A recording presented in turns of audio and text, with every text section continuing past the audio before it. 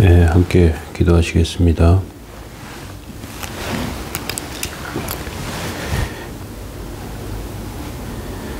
우리를 구원하시되 우리의 행한 바 의로운 행위로 말미암지 아니하시고 오직 그의 국률하심을 쫓아 중생의 씻음과 성령의 새롭게 하심으로 하셨나니 거룩하신 주님 주의 은총과 은혜 감사합니다. 이 시간에 저희들의 삶 가운데 하나님의 은혜를 내려주시고 사모하는 마음으로 살게 해주시고 힘과 은혜와 능력을 더하여 주옵소서. 주의 공급하시는 삶으로 승리하게 하옵소서. 감사드리며 예수 그리스도의 이름으로 기도합니다. 아멘. 네, 찬송가 410장 1절 찬송 드리겠습니다.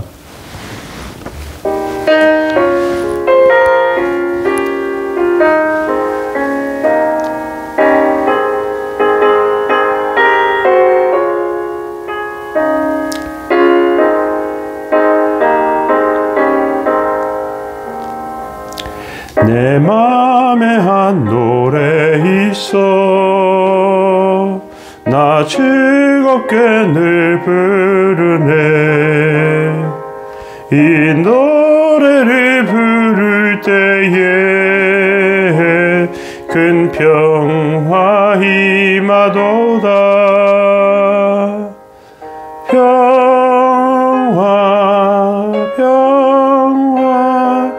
하나님 주신 선물 그 놀라운 주의 평화 하나님 선물이세. 아멘. 네. 시편 50편 16절에서 23절까지 말씀 보시겠습니다.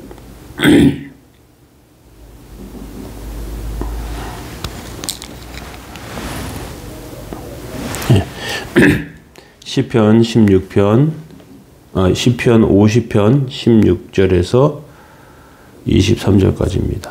악인에게는 하나님이 이르시되 내가 어찌하여 내 율례를 전하며 내 언약을 내 입에 두느냐 내가 교훈을 미워하고 내 말을 내 뒤로 던지며 도둑을 본즉 그와 연합하고 간음하는 자들과 동료가 되며 내 입을 악에게서 내어주고 내 혀로 거짓을 꾸미며 앉아서 내 형제를 공박하며 내 어머니의 아들을 비방하는도다.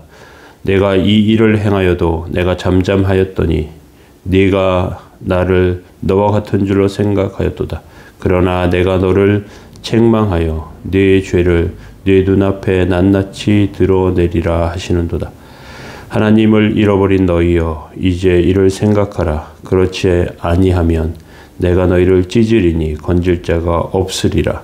감사로 제사를 드리는 자가 나를 영화롭게 하나니 그 행위로 옳게 하는 자에게 내가 하나님의 구원을 보이리라. 아멘. 네, 오늘 하나님이 받으시는 제사가 어떤 제사인지 온 세상을 만드신 하나님에 대해서 찬송하는 것, 또 하나님의 백성들이 하나님은 무조건 많이 드리면 좋아할 줄로 생각했지만 그것이 오해라는 것을 말씀드렸고, 오늘은 말씀을 잃어버린 백성들을 하나님 받지 않으심을 오늘 말씀하고 있습니다. 하나님의 백성이 하나님의 축복, 하나님의 은혜를 받으며 잘 살고 또 좋게 되었습니다. 그런데 윤택하고 좋게 되니까 하나님의 말씀을 시시하게 여기기 시작했습니다. 그리고 성전을 화려하게 꾸미고 예배 의식을 복잡하게 만들었습니다. 하나님의 말씀을 들으면서 눈물을 흘리고 감동받는 것은 가난하고 못났고 또 죄 많은 사람들이나 하는 짓이고, 성공하고 높은 자리에 올라간 사람들을 거창하게 예배드리고 그리고 뭔가 있어 보이는 행동을 하는 그런 것처럼 생각하게 되었습니다. 화려한 예배, 또 화려하게 장식된 모임에서 거창한 것 하게 그렇게 드려지는 모든 것들 하나님께서 받으시는 것이 아닙니다. 16절과 17절 말씀 보시면 이렇게 되어 있습니다. 악인에게는 하나님이 이르시되 내가 어찌하여 내 율례를 전하며 내 언약을 내 입에 두느냐 내가 교훈을 미워하고 내 말을 내 뒤로 던지며 이렇게 되어 있습니다. 하나님께서 어떻게 하나님의 율례를 전하면서 언약을 입에 두면서 교훈을 미워하고 내 말을 뒤로 두느냐 이렇게 말씀하고 계십니다. 특별히 말씀을 가르치는 선지자나 제사장, 지도자들을 가리킵니다. 그런 사람들이 하나님의 말씀을 제대로 지키지 않는 악인이었다는 것입니다. 실제로 하나님의 종이라고 불리는 사람들 중에 그런 사람들이 실제로 있어요. 하나님을 정치적인 도구로 이용하기도 합니다. 말씀을 왜곡해서 사람들을 후리는 데 사용하는 사람도 있습니다. 하나님께서 그런 사람들의 죄를 그냥 두시지 않습니다. 구약의 홈리와 비느하스는 제사장들이었습니다. 그들은 악한 자들이었습니다. 성전에서 음행의 죄를 범했습니다. 하나님께 드려지는 제물에 대해서 갈취하며 하나님께 드려지는 제사를 우습게 알았습니다. 하나님께서 그냥 두고 보시지 않습니다. 오늘날도 그러한 사람들이 있습니다. 어떤 사람들은 그런 사람들을 추종합니다. 도저히 견디기가 어렵습니다. 하나님의 심판의 잣대가 있음을 기억하시기 바랍니다. 그런 사람들을 악인이라고 성경은 말하고 있고요. 하나님의 백성들이라고 하는 이스라엘 사람들이 자기 만족에 빠져 교만하게 될 때 그것은 악한 것입니다. 하나님께서 복 주신 이유가 무엇이겠습니까? 하나님을 사랑하라는 것입니다. 하나님의 뜻대로 살라는 것입니다. 그런데 하나님의 말씀에서 더 멀어지다니 이건 어리석고 잘못된 행동입니다. 정말 이런 것들을 우리는 잘못된 것임을 기억할 필요가 있습니다. 과부와 고아, 나그네를 대접하는 것을 하나님의 백성에 마땅히 해야 할 바라고 성경은 가르치고 있습니다. 어떤 분들은 팔레스틴과 이스라엘 백성들의 전쟁의 모습을 보면서 그것을 그냥 아무렇지도 않게 넘기고 생각하기도 합니다. 그런데 그건 분명히 잘못된 것이죠. 지금 팔레스틴에 사는 사람들은 나그네와 같은 사람들입니다. 실제로 국가가 없고 백성들은 갈피를 못 잡는 가운데 있습니다. 그렇게 두었기 때문에 하마스와 같은 그 테러를 저지르는 사람들이 그것을 휘어잡았어요. 실제로 선거에서도 사람들의 인기를 끌고 그리고 그곳을 완전히 점령해 버렸습니다. 이제 다른 어떤 소리도 나오지 않아요. 독재처럼 그렇게 행동합니다. 그리고 테러를 저지르고 이렇게 합니다. 그 원인이 어디에 있느냐, 또 잘못이 무엇이냐 따지고 들어가다 보면 한도 끝도 없지만 이스라엘이라고 하는 정치적인 국가, 그 국가는 지금 하나님의 백성다운 그런 모습으로 살고 있지 않은 것은 분명합니다.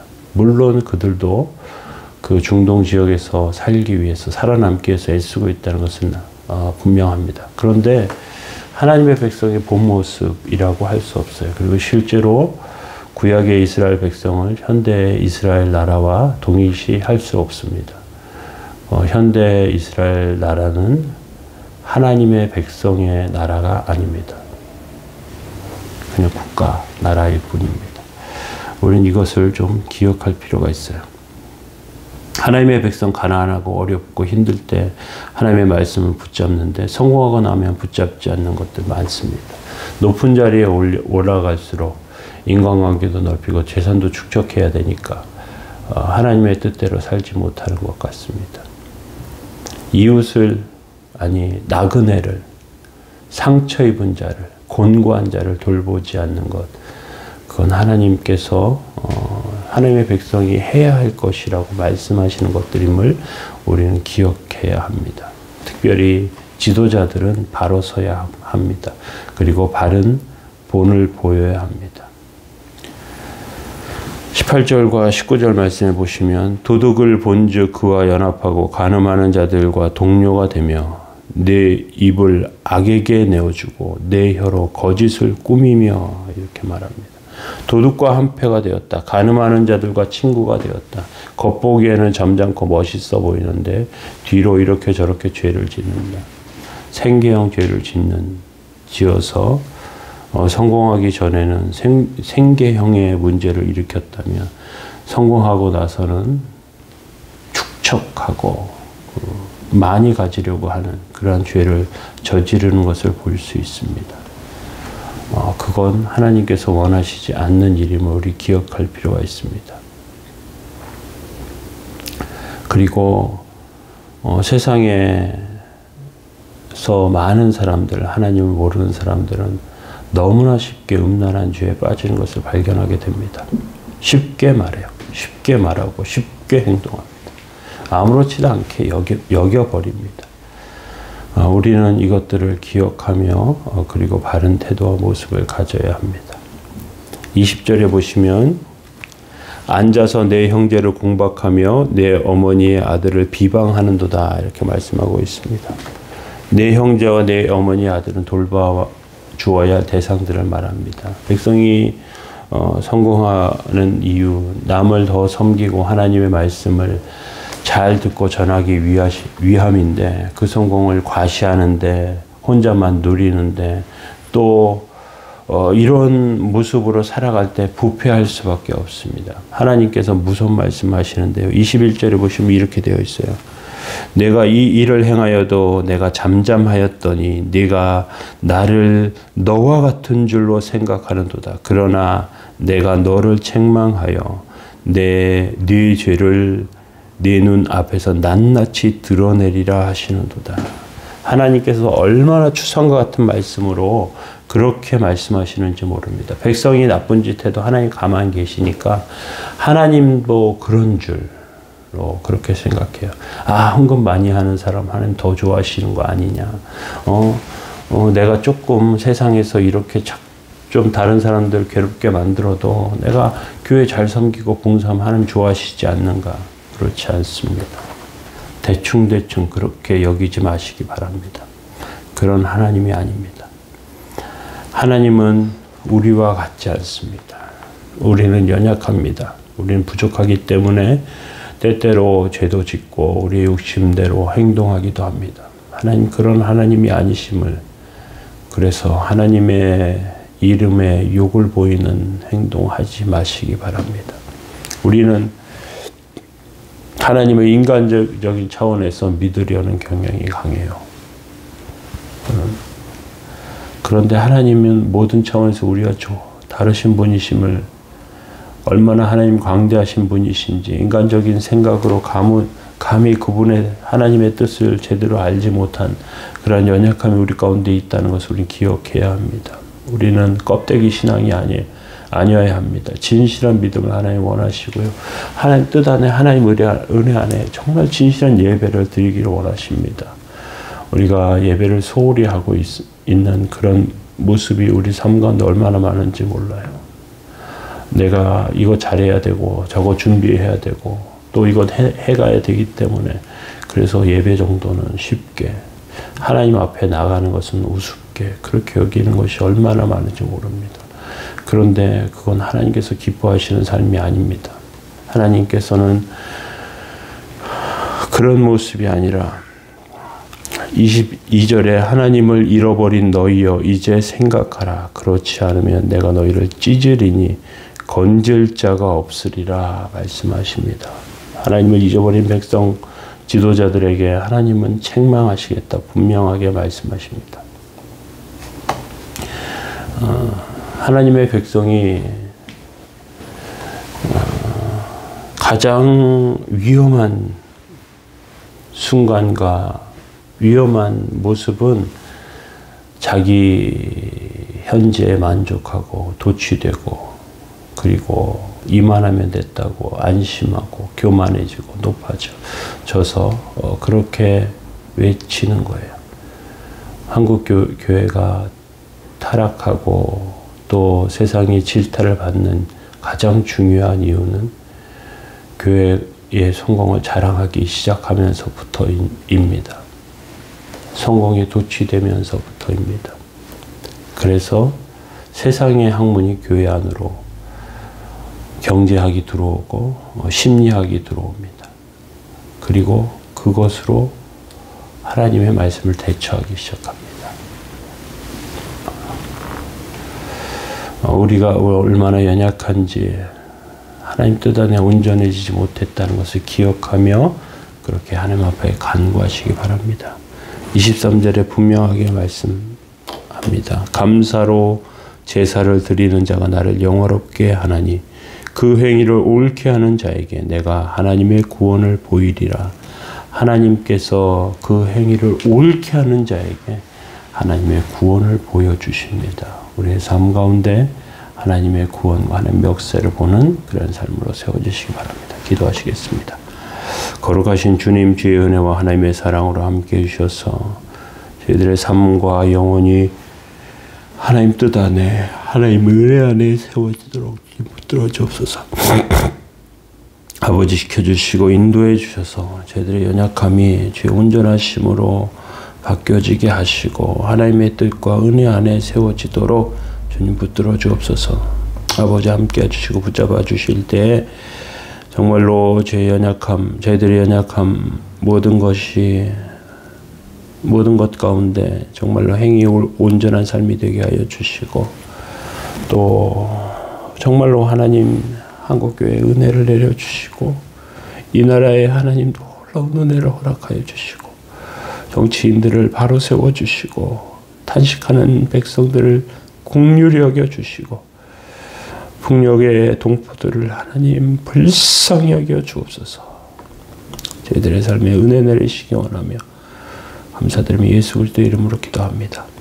아멘. 교회를 위해서 이 나라 민족을 위해서 기도해 주시기 바랍니다.